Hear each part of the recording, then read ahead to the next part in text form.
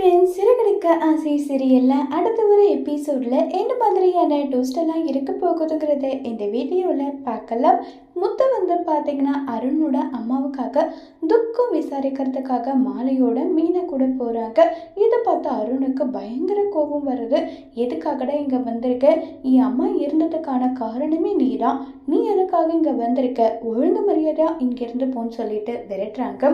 உடனே அண்ணாமலை வந்து முத்துவுக்கு சப்போர்ட் பண்ணி பேசுகிறாங்க.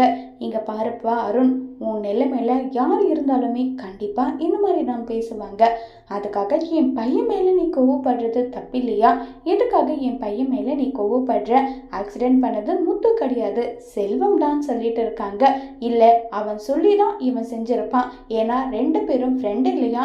கண்டிப்பாக செஞ்சிருப்பாங்கன்னு சொல்லிட்டு அருண் கோவத்தில் பேசுகிறாங்க.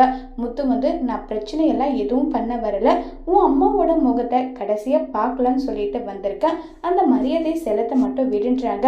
டேய், நீ யாருடா என் அம்மாவுக்கு மரியாதை செலுத்த? உன்னால தாண்டா என் அம்மா இறந்து போனாங்க. என் அம்மா என்ன கஷ்டப்பட்டு எப்படியெல்லாம் வளர்த்தாங்க தெரியுமா? அவங்கள நிம்மதியாக சந்தோஷமாக பார்த்துக்கணும்னு நான் நினச்சேன். கடைசியில் என் அம்மாவுக்கு இப்படி ஒரு நிலைமை கொண்டு வந்துட்டியே, உன்னை நான் சும்மாவே விட மாட்டேன்னு சொல்லிட்டு அருண் முத்து கிட்ட சண்டை போடுறாங்க. சீதாவும் வந்து எவ்வளவோ தடுத்தாலுமே அங்கே அருண் வந்து சீதாவோட பேச்சை கேட்கறதில்ல. இங்கே நான் உயிரோடு இருக்கணும்னா இவன் இப்போவே இந்த நிமிஷமே இங்கேருந்து போயே ஆகணும்னு சொல்லிட்டு சொன்னதும் சீதாவால் மறு வார்த்தை பேச முடியல. என்னால் எதுக்கு உங்களுக்குள்ள சண்டை? நான் போய்ட்றேன் சீதான்னு சொல்லிட்டு ஃபீல் பண்ணிகிட்டே அங்கேருந்து அழுதுகிட்டே வந்து கிளம்பி வந்து போயிட்டாங்க. இப்போ போனதுமே வந்து பார்த்திங்கன்னா அங்கே உட்காந்து ஃபீல் பண்ணி ரொம்ப வருத்தப்பட்டுட்டு முத்து வந்து உட்காந்துட்ருக்காங்க. முத்து உட்காந்துட்ருக்க நேரம் பார்த்து கரெக்டாக அங்கே வந்து விஜயா முத்து கிட்ட வந்து ரொம்பவே கோவப்பட்டு வந்து பேசிகிட்டு இருக்காங்க. ஏங்க இப்படியெல்லாம் நடந்திருக்கு பார்த்தியா? அந்த போலீஸ்காரன் சும்மாவே விட மாட்டான். அவன் அம்மாவுக்கு இப்படி ஒரு நிலைமை வந்திருக்குன்னா கண்டிப்பாக ஏதாவது ஒரு பிரச்சனை பண்ணாமல் விட மாட்டான், நல்லா சொல்லிட்டு இருக்காங்க. விஜயா, நீ கொஞ்சம் வாயை மூடிட்டு இருக்க மாட்டியா? என்ன பண்ணிட்டு இருக்கன்னு உனக்கு தெரியுதான்னு சொல்லி கேட்குறாங்க. என்னங்க, நான் என்ன பண்ணேன்? உண்மை ஏதோ அதை தானே சொல்கிறேன்னு சொல்லிட்டெல்லாம் இருக்காங்க. அங்கே செல்வம் தான் ஆக்சிடென்ட் பண்ணது, பின்ன இவனுக்கு உதவாக்காரன் அப்படி தானே இருப்பான் நல்லான்னு சொல்லிட்டு ரொம்பவே கோவப்பட்டு பேசிட்டெல்லாம் இருக்காங்க. இப்போ செல்வத்தோட ஒய்ஃப் வந்து அண்ணன்னு சொல்லிட்டு கதறி எழுதுகிட்டே வராங்க. வாமா வா, என்ன ஆச்சுன்றாங்க. 15 நாள் அவரை ரிமாண்ட் பண்ணியிருக்காங்க, பின்ன ஆக்சிடென்ட் பண்ணி ஒரு கொலையை பண்ணியிருக்கான், வேறு எப்படி ரிமாண்ட் பண்ணாமல் வேறு என்ன பண்ணுவாங்கன்னு சொல்லிட்டு அங்கே வந்து விஜயா பேசினதும் உடனே அண்ணாமலை, விஜயா உன் வாயில் நல்ல வார்த்தையை ஒன்று வராதா? ஏன் இப்படி பண்ணிட்டு இருக்க?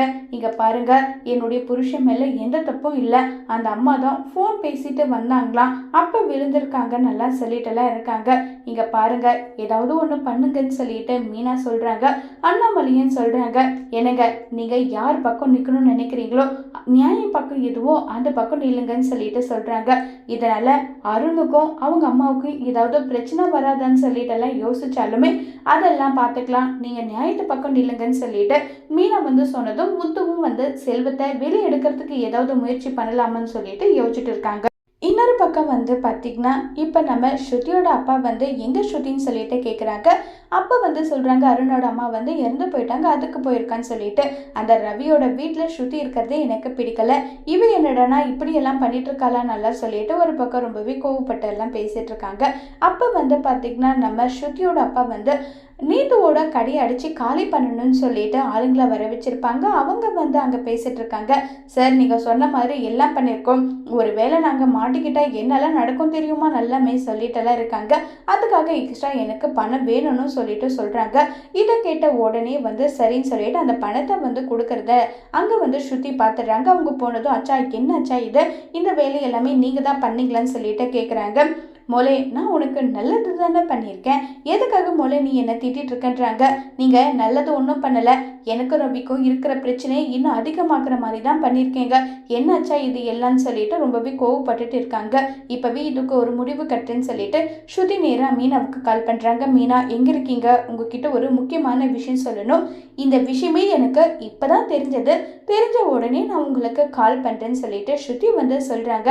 அப்படியா, என்ன விஷயம் சொல்லுன்னு சொல்லிட்டு சொன்னதும் என்னுடைய அப்பா தான் ஸ்ருதியோட ரெஸ்டாரண்ட்டுங்களுக்கு ஆளுங்களை அனுப்பி அடிக்க வச்சுதுன்றாங்க. அப்படியே ஸ்ருதி, சரி ஸ்ருதின்னு சொல்லிட்டு அங்கேருந்து போகிறாங்க. அங்கேருந்து போயிட்டு ரொம்பவே கோவப்பட்டு வந்து அங்கே நடந்த இன்சிடெண்ட் எல்லாமே சொல்கிறாங்க. இதை கேட்டதுமே வந்து இப்போ நம்ம ரவிக்கு ரொம்பவே கோவம் வருது. நேராக அங்கே ஸ்ருதியோட வீட்டுக்கு போயிட்டு எவ்வளோ தைரியம் தான் நீங்கள் இப்படி பண்ணியிருப்பீங்க, இப்போ நீத்துவோட ரெஸ்டாரண்ட்டுக்கு நஷ்டம் ஆனது, நீத்துவுக்கு சர்ஜரி பண்ண இவ்வளோ பணம் ஆகுதுன்னு சொல்கிறாங்க. அந்த பணம் எல்லாமே ஒட்டு மொத்தமாக நீங்கள் தான் கொடுத்தே ஆகணும்னு சொல்லிட்டு சொன்னதும் இதை கேட்ட உடனே வந்து ரொம்பவே ஷாக் ஆகுறாங்க. ஸ்ருதி வந்து இங்கே பத்திய மூலே உன்னுடைய புருஷன் நீத்துக்கு சப்போர்ட் பண்ணி பேசுறாங்கன்னு சொன்னதும் உடனே ஸ்ருதி வந்து ஆமா டேடி, நானும் அதை தான் சொல்லுவேன், நீத்துவுக்கு இப்படி நடந்ததுக்கான காரணம் நீங்க தான், அதுக்கான நஷ்டம் நீங்க தான் கொடுத்தாகணும்னு சொல்லிட்டெல்லாம் இருக்காங்க.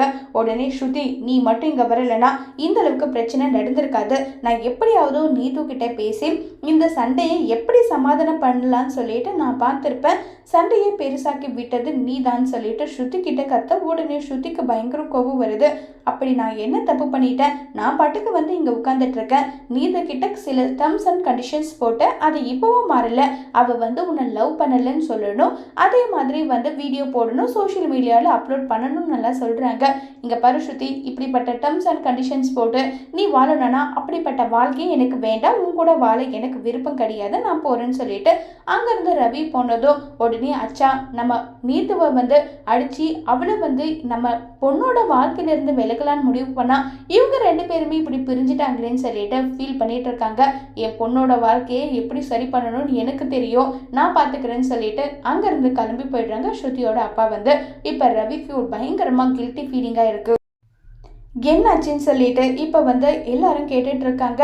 நேராக முத்துவை கட்டி பிடிச்சி ஃபீல் பண்ணி ரவி வந்து அழுதுட்டு இருக்காங்க. முத்து, என்னை மன்னிச்சிடுடா, நான் பண்ணது ரொம்ப பெரிய தப்புடா முத்து, என்னை மன்னிச்சிடு, யார் என்ன சொல்லியிருந்தாலும் உன்னை நான் நம்பியிருக்கணும், உன்னை நம்பாம ரொம்ப பெரிய தப்பு பண்ணிட்டேன் முத்துன்னு சொல்லிட்டுலாம் இருக்காங்க.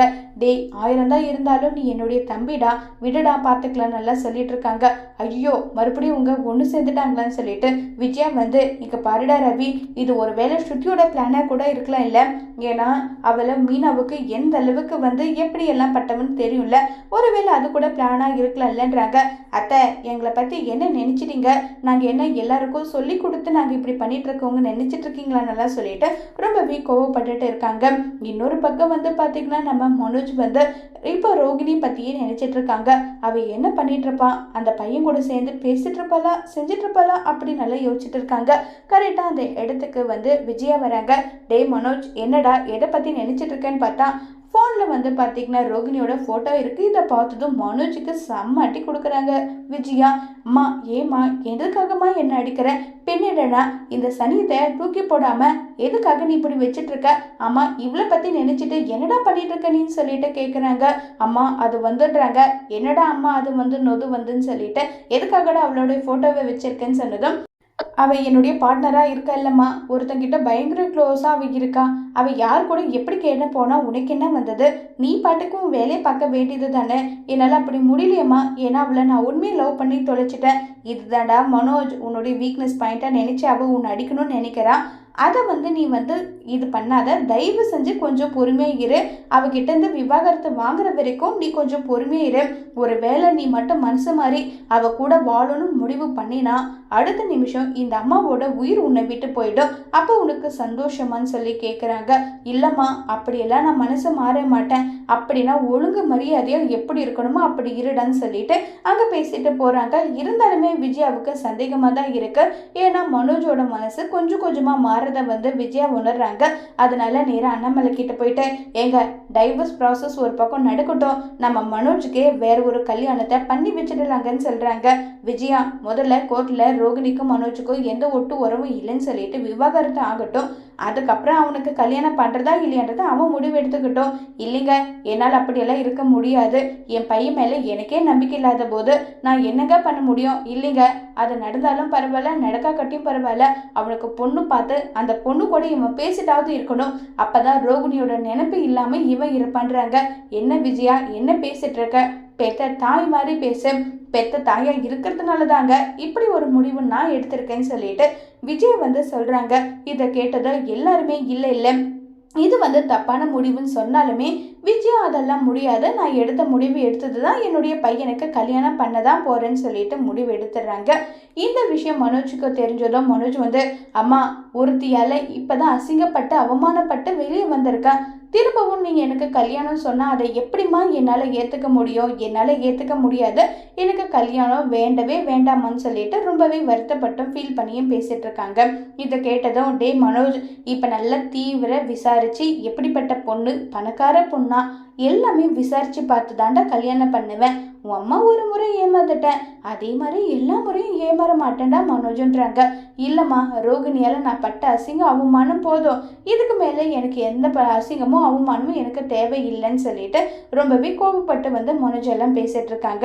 இதை கேட்டதும் அண்ணாமலை வேண்டாம் விஜயா, நான் சொல்கிறத கேளு, தேவையில்லாத பிரச்சனையே வேண்டாம், இப்போவே நம்ம குடும்பத்துக்கு என்ன கண்ணு பட்டுச்சோ தெரியல, பிரச்சனைக்கு மேலே பிரச்சனை வருது, இதில் நீயும் தேவையில்லாத ஒரு பிரச்சனை இழுத்துட்டு வரணுமான்னு சொல்லிட்டுலாம் இருக்காங்க. எந்த பிரச்சனை வந்தாலும் அதை நான் பார்த்துக்கிறேன், என் பையனுக்கு பொண்ணு பார்க்குற வேலை இப்போவே ஸ்டார்ட் பண்ணுறேன்னு சொல்லிட்டு இப்போ நம்ம விஜயை பொண்ணு பார்க்குற படலமாக ஸ்டார்ட் பண்ணிடுறாங்க. இந்த விஷயம் எப்படியும் தெரியல, நம்ம ரோகிணியோட கதைக்கு போயிடுது. இதை பார்த்த உடனே நேராக அந்த விஷயத்தவே சிந்தாமணி தான் சொல்லியிருப்பாங்க. ஏன்னா நம்ம விஜயை பொண்ணு பார்க்க சொன்னது நம்ம சிந்தாமணி கிட்ட தான். உடனே சிந்தாமணி நேராக ரோகிணி கிட்ட தீயை கொளுத்தி போடுற மாதிரி நடந்த விஷயத்தை எல்லாமே சொல்லிடுறாங்க. இதை சொன்னதுமே ரோகிணிக்கு பயங்கரமாக கோபம் வருது. எவ்வளோ தைரியம் இருந்தால் இப்படி ஒரு கேவலமான வேலையை என் ஆண்டி செய்ய பார்த்துப்பாங்க, அவங்கள ஜெயிலில் உட்கார வைக்காம விட மாட்டேன், நான் போயிட்டு போலீஸில் கம்ப்ளைண்ட் கொடுக்க போகிறேன்னு சொல்லிட்டு இப்போ ஒரு பக்கம் பயங்கர கோபத்தில் ரோகிணி இருக்காங்க. இன்னொரு பக்கம் நம்ம ரோகிணி இருக்காங்கன்ற விஷயம் தெரியாமல் அங்கே பொண்ணோட ஃபோட்டோ எல்லாமே எடுத்துகிட்டு வராங்க விஜயா. இப்போ விஜயாவும் ரோகிணியும் ஒருத்தர் மாற்றி ஒருத்தர் மாறி மாறி சந்திக்கிறதுக்கான ஒரு ஆப்பர்ச்சுனிட்டி நல்லாவே கிடைக்குது.